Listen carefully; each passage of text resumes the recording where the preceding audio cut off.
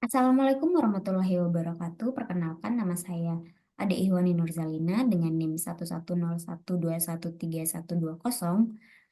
Di sini saya akan mempresentasikan hasil tugas pengganti dari ujian tengah semester pada mata kuliah Manajemen Telekomunikasi dan Transformasi Digital. Nah, di sini saya akan menjelaskan mengenai model dari perusahaan model bisnis dari perusahaan PT Metrodata Electronics. Nah, untuk gambaran singkatnya, PT Metrodata Electronics ini merupakan salah satu perusahaan yang bergerak di bidang teknologi informasi dan komunikasi atau TIK terbuka di Indonesia. Nah, perusahaan ini bergerak sejak tahun 1981 di Jakarta. Nah, untuk produk dan layanan utama yang ditawarkan pada PT Metrodata Electronics ini yaitu penjualan perangkat keras ataupun perangkat lunak, solusi enterprise, solusi komunikasi dan jaringan, konsultasi dan implementasi sistem TI, dan ada pula layanan pelatihan dan sertifikasi teknologi informasi. Nah, di sini ada pula analisis lingkungan bisnis dari PT Metrodata Electronics. Yang pertama, C1 atau company. Yang menjadi company di sini pada tugas saya yaitu seperti yang saya sebutkan tadi, PT Metrodata Electronics. Yang kedua atau C2 yang sebagai customer. Yang menjadi customer itu sebenarnya ada banyak. Nah, tiga di antaranya ada PT Intel Indonesia, PT Telkom Indonesia, PT Bank Mandiri. Kemudian C3-nya kompetitor yang menjadi kompetitor utama di sini saya membandingkan dengan PT Land Industri. Nah, dan kemudian lanjut lagi ke C4 atau channel. Yang menjadi channel pada perusahaan ini yaitu PT Sinex Metrodata Indonesia, PT Mitra Integrasi Informatika, PT Inti Data Utama. Kemudian C5 atau core supplier. Yang menjadi core supplier itu sebenarnya ada beberapa juga. Di sini saya hanya menyebutkan dua, yaitu ada Dell sama Samsung Electronics. Kemudian C6 atau komplementer. Di sini mungkin yang kemungkinan itu bisa menjadi komplementer itu perusahaan penyedia layanan teknologi informasi, pengembangan perangkat pengembangan perangkat lunak atau aplikasi, perusahaan penyedia layanan cloud atau hosting, kemudian ada juga perusahaan penyedia layanan logistik ataupun penyedia layanan logistik atau pengiriman.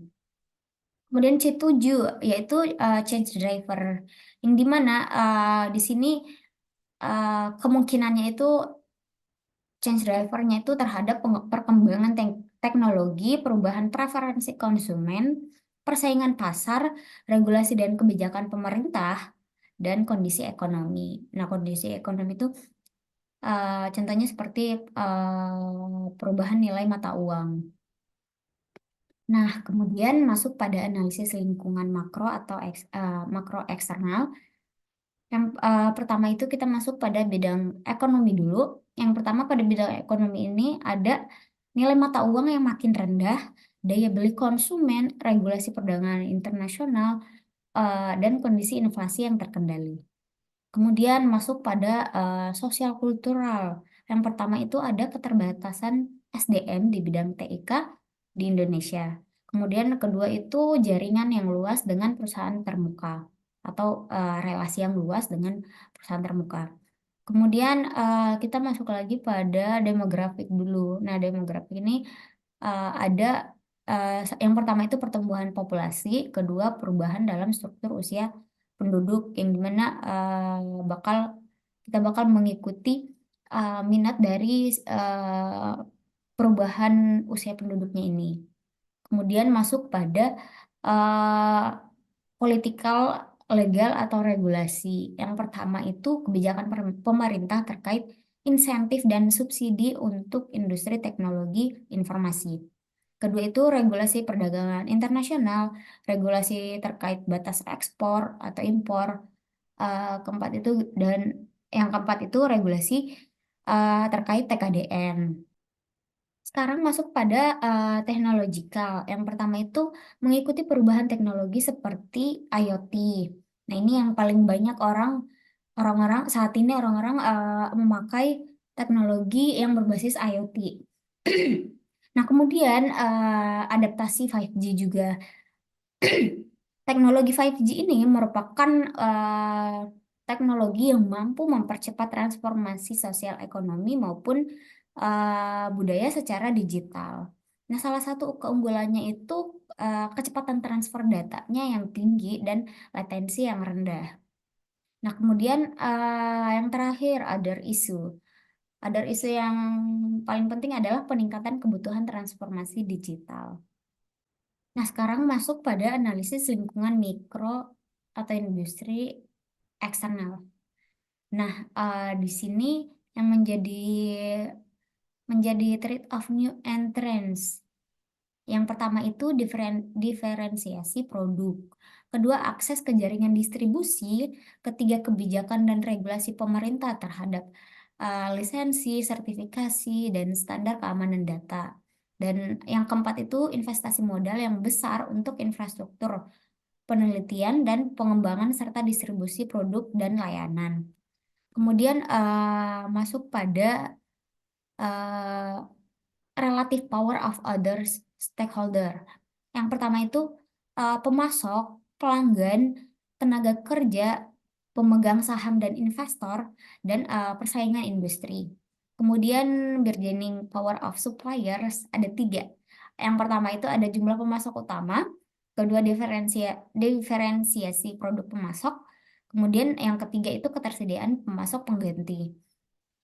Nah, masuk pada threat of product substitutes. Yang pertama itu perkembangan dan teknologi baru. Kedua, kemunculan produk yang lebih baik dan murah, of course. Ketiga itu kinerja dan harga produk pengganti yang lebih baik. Keempat itu pergeseran atau perubahan preferensi dari konsumennya sendiri. Untuk bargaining power of buyers, yang pertama itu ada volume atau banyaknya pembelian. Kedua, memiliki akses terhadap informasi tentang produk pada perusahaannya kita. Kemudian, eh, ketiga itu ketersediaan alternatif jika harga dan produk tidak sesuai yang diinginkan oleh konsumennya kita. Nah, kemudian masuk pada key success factor. Yang pertama itu jaringan distribusi. Yang pertama itu jaringan distribusi yang luas. Nah, untuk bobotnya itu 0,16. Pada Metro Data Elektronik itu di sini mendapatkan skala 3. Kemudian skornya itu hasilnya 0,48. Dibandingkan dengan PT LAN Industri, PT LAN Industri itu lebih kecil nilainya. Kemudian untuk harga yang kompetitif, kualitas produk dan layanan pun juga dengan kemampuan inovasi dan pengembangan produk dan hubungan dengan vendor dan pemasok itu semuanya nilainya sama. Jadi yang berbeda itu pada jaringan distribusi yang luas aja. Kemudian masuk pada analisis SWOT atau strength, W weakness, O-nya itu opportunities, dan T-nya itu threats. Nah, yang pertama, untuk strength-nya sendiri ada geographical presence yang luas, kemudian merek yang melayani segmen pelanggan yang berbeda dalam segmen TIK. Kemudian keuntungan penggerak utama di pasar yang semakin ramai, kemudian posisi sebagai market leader, kemudian keberhasilan diverifikasi produk baru, kemudian yang terakhir itu margin yang tinggi dibandingkan dengan kompetitor. Kemudian masuk pada weakness atau kelemahan dari perusahaan ini, yang pertama ada biaya tinggi untuk mengganti ahli yang ada di dalam perusahaan. Kedua itu investasi yang rendah ke layanan yang customer oriented. Kemudian model bisnis Metro Data Elektronik ini dapat dengan mudah ditiru oleh para pesaing di industri perangkat komputer. Kemudian lanjut lagi, weakness lainnya ada loyalitas di antara pemasok rendah. Kemudian biaya tambahan untuk membangun rantai pasokan dan jaringan logistik baru. Dan yang terakhir itu pangsa pasar Metro Data Electronics yang menurun dengan pendapatan yang meningkat. Kemudian masuk pada peluang atau opportunities. Yang pertama itu ada tingkat inflasi yang lebih rendah. Kedua, kolaborasi lokal. Ketiga, inovasi dan kemajuan teknologi yang dipercepat dapat meningkatkan produktivitas industri, memungkinkan pemasok untuk memproduksi beragam produk dan layanan. Kemudian, meningkatkan basis pelanggan di segmen bawah, meningkatnya peraturan pemerintah untuk mempersulit pemain yang tidak berlisensi untuk beroperasi di industri TIK.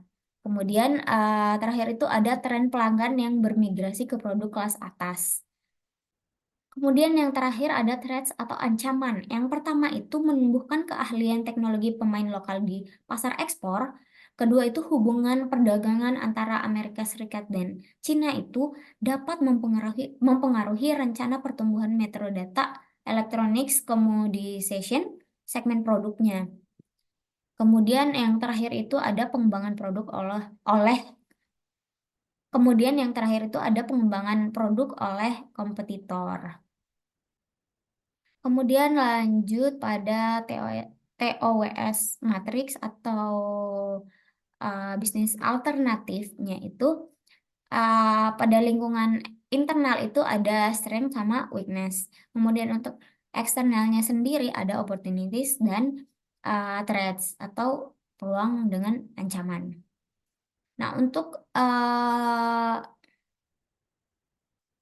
TOS matriknya itu di sini didapatkan untuk SO-nya itu atau strength opportunities. Yang pertama itu didapatkan meningkatkan kolaborasi lokal untuk memperluas basis pelanggan di segmen bawah.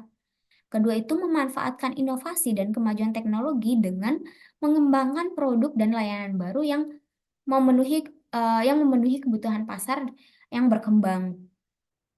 Nah, kemudian untuk strength traits atau ST strategis. Yang pertama itu meningkatkan kolaborasi lokal untuk memperluas basis pelanggan di segmen bawah. Kedua itu memanfaatkan inovasi dan kemajuan teknologi dengan mengembangkan produk dan layanan baru yang untuk memenuhi kebutuhan pasar yang berkembang. Nah, masuk pada weakness opportunities strategis atau WO strategis. Yang pertama itu mengalokasikan investasi untuk meningkatkan layanan yang berorientasi pada pelanggan, memanfaatkan kesempatan untuk meningkatkan basis pelanggannya juga. Nah, kemudian ada weakness trade strategis atau WT strategis.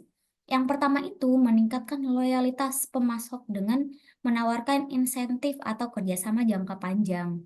Kemudian kedua itu diversi, diversifikasi rantai pasokan dan jaringan logistik untuk mengurangi dampak ancaman pengembangan produk oleh kompetitor. Nah, untuk bisnis model kanvasnya itu seperti ini. Nah, untuk segmen customer segmennya itu ada perusahaan korporat dari berbagai industri.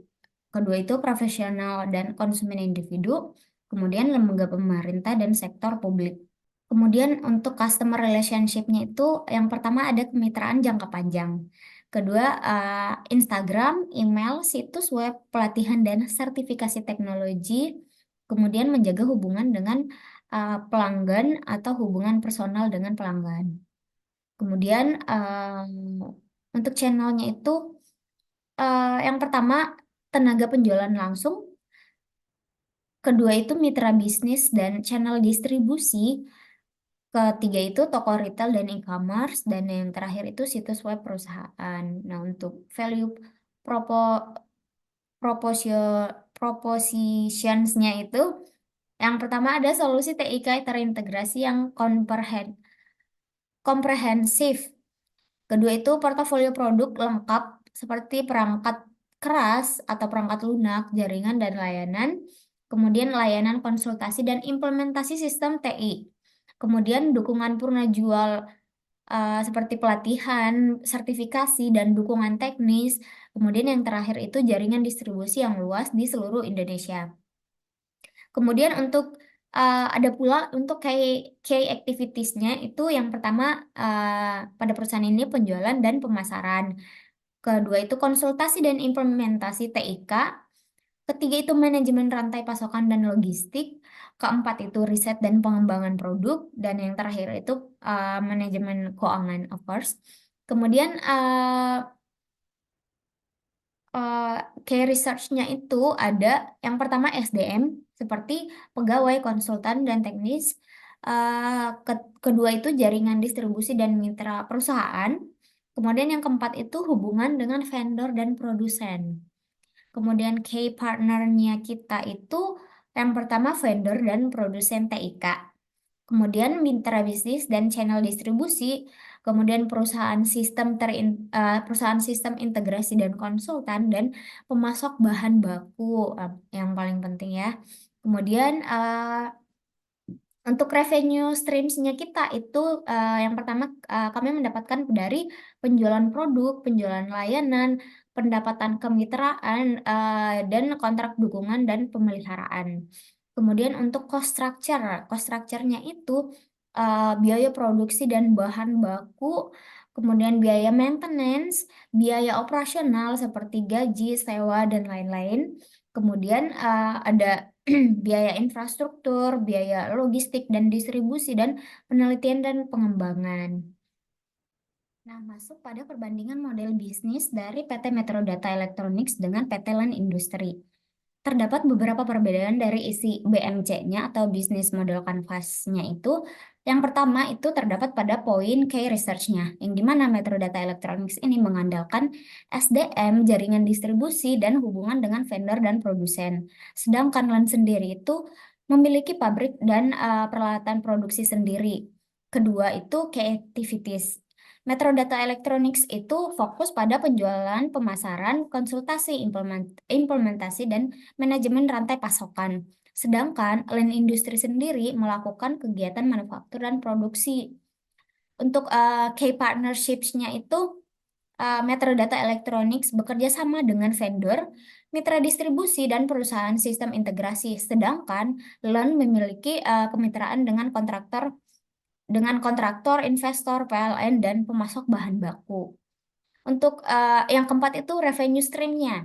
Metro Data Electronics itu memperoleh pendapatan dari penjualan produk, layanan, kemitraan, dan kontrak dukungan. Sedangkan LAN itu menyebutkan adanya pendapatan lainnya dari kontrak dukungan dan pemeliharaan. Kemudian untuk cost structure, Metro Data Electronics ini memiliki struktur biaya yang lebih terfokus pada biaya produk, operation, pada biaya produk, operasional, logistik, dan penelitian dan pengembangan. Sedangkan LAN industri ini memiliki biaya terkait kontraktor, investor, dan PLN pula. Secara keseluruhan, meskipun kedua perusahaan ini bergerak di industri yang sama, yaitu teknologi informasi dan komunikasi atau TIK, namun terdapat perbedaan yang signifikan dari model bisnis mereka. Untuk Metro Data Electronics itu lebih fokus pada penjualan, distribusi, dan layanan TIK. Sedangkan LAN industri itu terlibat dalam kegiatan manufaktur dan produksi perangkat TIK secara langsung. Nah, kemudian masuk pada inovasi bisnis model kanvasnya. Nah, untuk inovasi bisnis model kanvasnya itu seperti ini juga. Yang pertama untuk customer segmennya itu bisa pada perusahaan-perusahaan yang menerapkan strategi transformasi digital. Kedua itu industri-industri yang mengadopsi teknologi baru seperti IoT. Kemudian untuk customer relationship-nya, yang pertama itu layanan konsultasi transformasi digital yang disesuaikan, kemudian dukungan teknis dan pemantauan proaktif layanan cloud, ketiga itu program loyalitas dan penghargaan untuk pelanggan setia. Kemudian untuk channels-nya itu ada platform digital seperti situs web dan aplikasi seluler. Yang kedua itu kemitraan dengan perusahaan teknologi terkemuka untuk mengintegrasikan solusi baru. Kemudian lanjut pada value propositions. Yang pertama itu solusi TIK berbasis cloud dan as a service. Kedua itu integrasi teknologi baru seperti IoT, kecerdasan buatan atau AI, dan big data analytics. Yang ketiga itu solusi TIK ramah lingkungan dan berkelanjutan. Kemudian yang terakhir itu layanan konsultasi transformasi digital. Kemudian ada pula kayak activitiesnya dari inovasi BMC-nya ini. Yang pertama itu pengembangan solusi TIK berbasis cloud dan as a service. Kedua, integrasi teknologi baru seperti IoT, AI, dan Big Data Analytics. Ketiga itu konsultasi dan implementasi transformasi digital. Kemudian lanjut pada key research-nya. Yang pertama itu ada ahli teknologi cloud, IoT, AI, dan Big Data Analytics. Yang kedua itu pusat data dan infrastruktur cloud yang modern. Kemudian yang terakhir itu ada kemitraan dengan perusahaan teknologi terkemuka.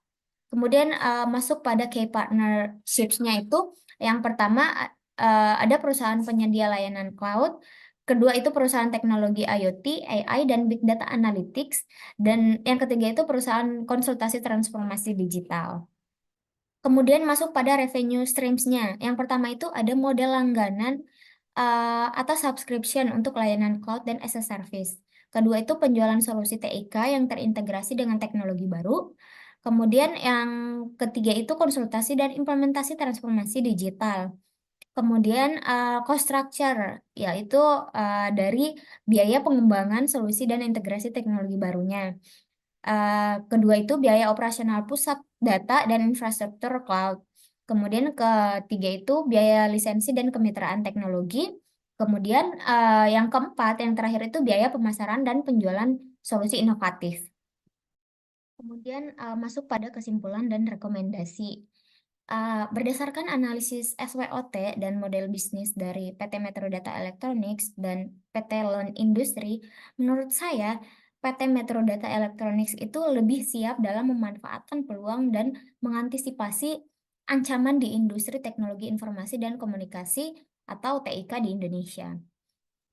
Ancaman yang dapat diantisipasi oleh Metro Data Electronics ini, yang pertama itu ancaman commoditization segmen produk dan pengembangan produk oleh kompetitor dapat diantisipasi dengan keberhasilan Metro Data Electronics dalam diverifikasi produk baru dan margin yang tinggi.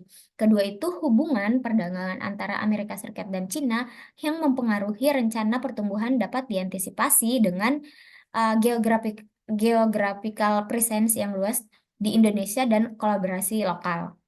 Sementara itu, PT Len Industri itu memiliki kelemahan dalam brand awareness dan tingkat terobosan bisnis yang berubah-ubah.